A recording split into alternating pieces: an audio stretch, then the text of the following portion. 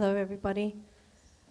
Did you know that in 2012, in the Trafficking Persons Report, there was an estimate of 4.5 million victims of sex slavery at any time? 98% are women and children. 1.2 million are children trafficked each year, and I work with these women and children who are sold into commercial sexual exploitation. The global annual profit from trafficking is an estimated $32 billion a year, and it's third after drugs and after weapons. So as you can imagine, as a social activist and as a therapist helping these women to recover from trauma, helping them to rebuild their lives, I've often felt like my efforts are a little bit similar to swimming upstream. And swimming upstream is exhausting and it is overwhelming, and I've often thought to myself, how can one person or a group of people change a $32 billion industry? However, despite that, through my 10 years of working in what I do, I really believe that change is always possible despite any circumstance, and I'm here to share with you why. Now, I arrived in Cambodia in 2004, and it was 7 years after the war had ended. And for the first time in my life, I saw how war had destroyed a country. I saw the imbalance of power. I saw the desperation in people's eyes. I saw poverty. I saw the struggle of survival. I saw many things. I saw people dying from HIV/AIDS in villages, and kids as young as 6 or 7 years old begging for money on the street so that they could buy their next hit of glue or drugs or food or water. But what really kind of broke my heart open was that in the place where I was staying as a tourist, there were about 10 families that were homeless, and they were staying on the street. And night after night, I would see mothers prostitute their daughters, for some as young as 11 or 12 years old, on the street to tourists for as little as $3 or $4. And out of my curiosity, I would go and engage with these mothers and these daughters, and I remember seeing and looking into their eyes and connecting with their power, the sense of powerlessness and hopelessness, like these children had been lost and had fallen down the cracks, and society had forgotten about that. In that instance, when my heart was breaking open, I realized that really at the end of the day, I had two choices. The first choice was to allow myself maybe to feel a little bit sad, knowing that in a day or two, I would leave Cambodia and those kind of feelings would fade into a distance, and essentially I would just ignore the fact that I had seen and experienced that. The second choice that I had was to allow my heart and my curiosity to kind of move me into action, to move me into doing something, whatever little that I could do for these girls, to just do it. So as you can imagine, I actually chose the second choice, and I stayed in Cambodia. I cancelled the rest of my round-the-world trip. I was going to Africa and then South America to study music and dance. I decided to cancel that, and I stayed in Cambodia and Asia for the next almost a decade, and I set up the Art to Healing project. Now, when I first started, I didn't know what I was going to do. I didn't know how I was going to do it. But what I really needed to follow, I realized, was to listen to my heart breaking open and listen to the energy in my body that was pulsating. And I really wanted to show these girls a message. I wanted to tell them that despite the powerlessness and the hopelessness that I could see in their eyes, that I could also see their strength, I could see their light, and I wanted to tell them that there was always hope. So this is kind of the beginning of my journey of starting the Art to Healing project. One of the things that I face in my work, one huge challenge, is the belief, the cultural conditioning in Asia that being born a woman is second-rate to being born a man. And a lot of the women that I work with believe that it is their fault that they were sold into sex slavery, even though they were being lied to and deceived and coerced, and sometimes even tortured most of the time, that they need to stay in the sex slavery industry to pay off their karmic debt from the last life, so that in the next life, they can be born a boy, and therefore stop that cycle. Now, I too am an Asian woman, and I also understand what it's like to live in a society where women are not respected. I remember my maternal grandmother. She bore 6 children, 5 girls and 1 boy, and she gave away all her girls to foster care because they were girls and they were not boys, and she kept her only son, and she doted on them. So as you can imagine, the scars of not feeling wanted, of abandonment, of neglect, it's really affected my mother, and she also passed on this conditioning down to me. I remember that when I was growing up, my mother instilled in me the belief that I was never good enough. Nothing that I did was ever good enough. And in her anger and trying to mold me to be good enough, she would beat me, and I would go to school with marks like whip marks and K marks all over my face, my body, and my arms. And she would repeatedly tell me, if only you were born a boy, life for me would be just so much better. I'm the only child, so I was the only girl, and that was it. So she really wanted a boy. So as you can imagine, surviving family violence has not been easy for me. Over the years, I've really struggled with deep shame and the feeling of not being good enough, the feeling of being flawed for just existing as a woman. But over the years, I've learned that hope, transformation are all possible, even for me, and that I can never give up on loving myself unconditionally and deeply. Like a lot of the women that I'm going to share the stories with, I too escaped from my abusive environment. I came here to Australia at the age of 16. And when I came here, I connected with a really safe and loving environment, with a community that instead of reflecting my flaws, they reflected my light. Through art therapy, through counseling, I realized that hope, healing, and change were also possible for me. Through my regular practice of yoga and meditation, I learned how to heal the scars on my physical body. And I also learned how to tap into an energy that was higher than the fears and the doubt and the shame that I carried. Through learning about the miracle of my body as a woman, I learned how to respect myself. And slowly and surely, I too now believe that being a woman is as amazing as being as a man.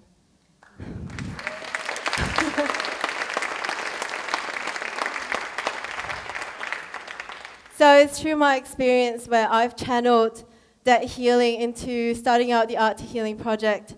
And now we work with thousands of women who have experienced sex slavery in our creative art therapy, yoga and meditation, and women empowerment programs.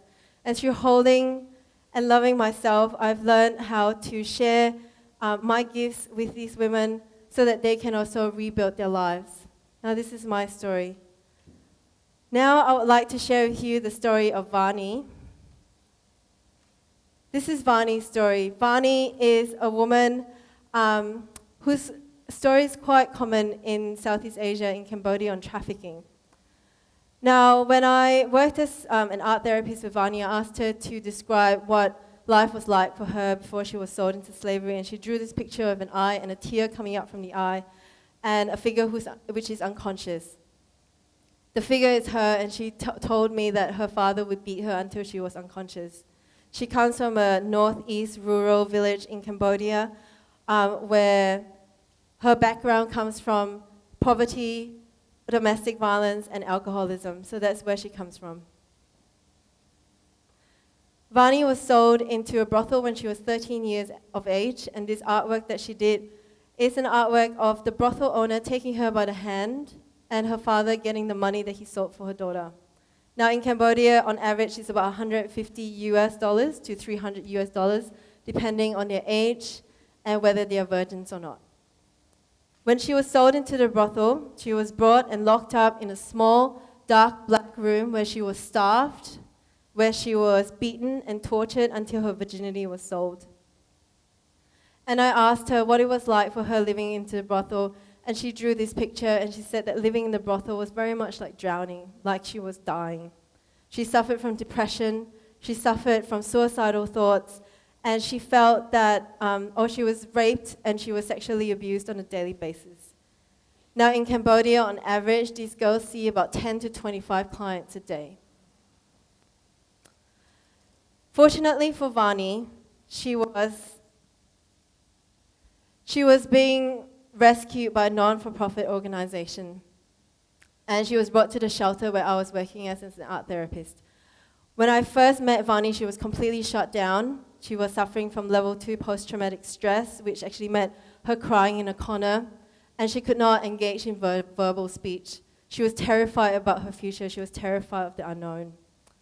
However, through a 2-year education program and the safe and supportive environment that she was in, and through weekly group and individual art therapy sessions, I saw how Vanee started to recreate and reframe a new story for her life. Instead of being a victim of a brutal past, she started to draw pictures that reflected her gifts and her strengths and themes of hope and survival instead of being victimized. This was one of the pictures that she drew towards the end of our sessions together, and it was really important for Vanee to go through the creative process because she could not really engage verbally at first, so being connected to the creative arts was really important for her healing. She drew this picture and she told me, you know, sometimes our experiences are really big and sometimes our experiences are really small, but it is our experiences. And I've learned that we can either choose to be powerful or we can choose to be powerless. This is our choice. And obviously, Vanee chose the powerful option, and now she is working in an international fair trade company as a tailor, and she's earning enough money to support herself. She can't remember where she comes from because of the abuse that happened to her. She's kind of lost her memory, but now she's created a community of her own, and she shares a house with other sex traffic survivors, and they all help each other and support each other through the process of rebuilding their lives. So Vanee, for me, is really incredible because through her story of rebuilding her sense of self, she has also inspired other women that they too can live a life free from slavery, free from abuse, and free from poverty. That's Vanee's story. I want to share with you the story of Shanti. Shanti is a woman from Nepal, and her story, her background is also very common in Nepal, India, and Bangladesh with the women that I work with. Now, Shanti was sold into slavery at the age of 6. She was tortured and beaten, and then at the age of 14, she was kind of sold into marriage with a man that would also abuse her, and that form of abuse included tying her up and attacking her with knives and sharp objects. Now, she ran away from the abusive relationship back to Kathmandu, but because she was young and vulnerable at that time, she was 14, she ended up being re-trafficked again, where she was raped, sexually abused, and also beaten on a regular basis. Now, fortunately for Shanti, she too escaped from the establishment that she was being sold into, and she connected with an organization, anti-trafficking organization, where she connected to other survivors. Now, when I first met Shanti, she could not speak in English. The abuse in her body and the trauma that she had experienced had also cut her down and shut her down from her body. She experienced physical helplessness and powerlessness, and she was also really terrified of her future, and she had anxiety that was really overwhelming for her. However, through her regular practice of yoga and meditation, and through the women empowerment projects that I kind of delivered in the organization where Shanti was working at, I saw how she started to bravely recreate a new life for herself. Through yoga and meditation, it helped her to heal the years of trauma that were lodged in her body. And she started to develop a really beautiful, safe, and loving relationship to her physical self, transforming the powerlessness she felt to a sense of confidence and trust. Meditation helped her to decrease her anxiety and helped her to regulate the stressful periods of life that she would be in. And I saw how Shanti, in her determination to help other sex traffic survivors in Nepal, she and other women who have gone through the similar plight set up the first anti-trafficking organization in the world set up with sex traffic survivors themselves. So she has sat as director on this non-profit organization, and she has set up numerous preventative and curative programs that have helped at least 5,000 women and children vulnerable to sex slavery choose a different life, free from slavery and full of choice. Now she is studying social work at a local university, and now we can speak in English together when I go over to Nepal. And more incredibly, recently she's been nominated as the Constituent Assembly Member for the Parliament of Nepal, which means that now she sits in Parliament and she advocates for anti-trafficking legislation.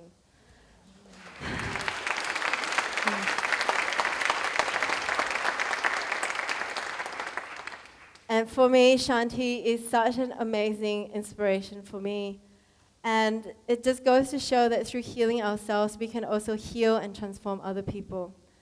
So today, my message for you is that some of these core issues that I've shared of these stories, like fear, doubt, or shame, these are all emotions that we all experience sometimes in our lives.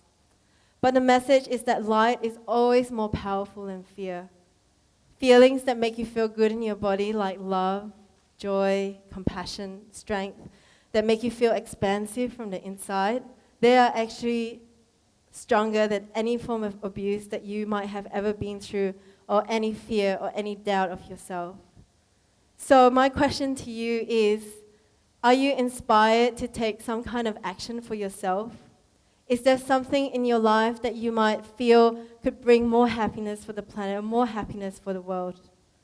I love this quote by Chardin that says, "What matters is not to do extraordinary things, but to do ordinary things with the conviction that their value is enormous." So, if you are inspired to take action, don't allow the old stories of fear or doubt get into your mind. Just feel and follow the energy of your heart.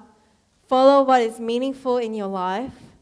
And go ahead and tell a good friend or a mentor or write your ideas down, because the quicker we can shorten that time between inspiration and action, the quicker we can really create inspired action from the heart.